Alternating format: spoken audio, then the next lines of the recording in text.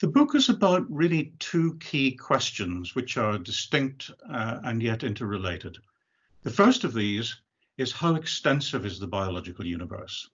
And another way of putting that is, on how many planets is there actually life?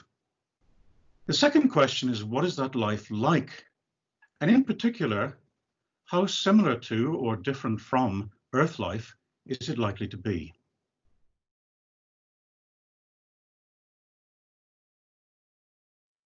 I think there's a surprisingly high chance that extraterrestrial life will take a form that is perhaps much more similar to Earth-based life than we might expect. And let me explain why I think that. It's really to do with the range of environments that are available on different habitable planets. Now, if we start from the view that the most likely place to find life is on the surface of a planet in the habitable zone around its host star, then if it's in the habitable zone, there's likely to be liquid water. And on all planets, there is of necessity gravity. You cannot get away from gravity. And again, on all planets, there is some degree of topography, whether hills or mountains, whatever, as we see, for example, on local planets like Mars.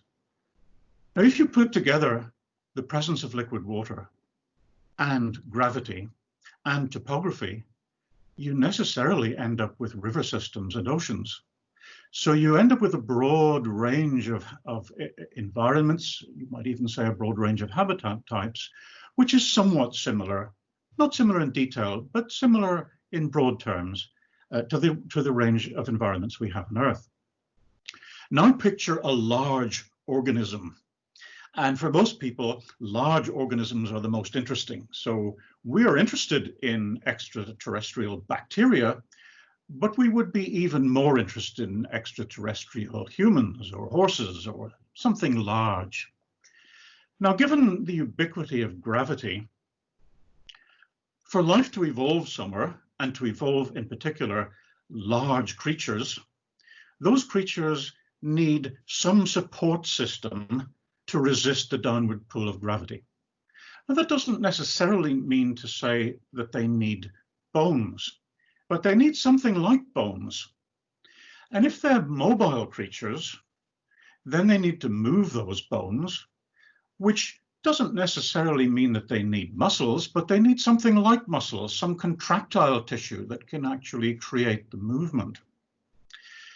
And because living creatures do not move randomly, but rather purposively, you need messages telling the muscles what to do.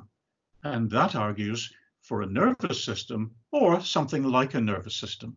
So when you start with a broad parallel in the types of environment that organisms need to survive in, and then think how an organism can survive and get around if it's beyond a certain size, it fairly quickly, this line of argument takes you to creatures that are not as different from us as we might expect.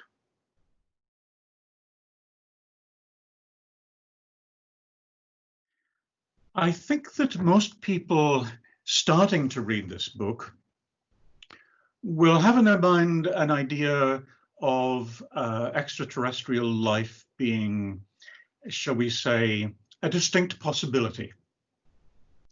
I mean, I know there are some people who think that it's all just fantasy and extraterrestrial life should remain forever the stuff of science fiction. But those people will probably not be drawn towards this particular book. Now, those people who do read this book, I hope by the time they get to the end of it, they will have changed their minds in the following way. They will no longer see extraterrestrial life as a distinct possibility, but rather as a virtual certainty, simply because that's the way the numbers work out. And not only that, but I think they will also have learned that with existing technology, plus imminent technology, and I mean the new generation of space telescopes, we have or will very soon have the capacity to demonstrate beyond reasonable doubt that extraterrestrial life really does exist.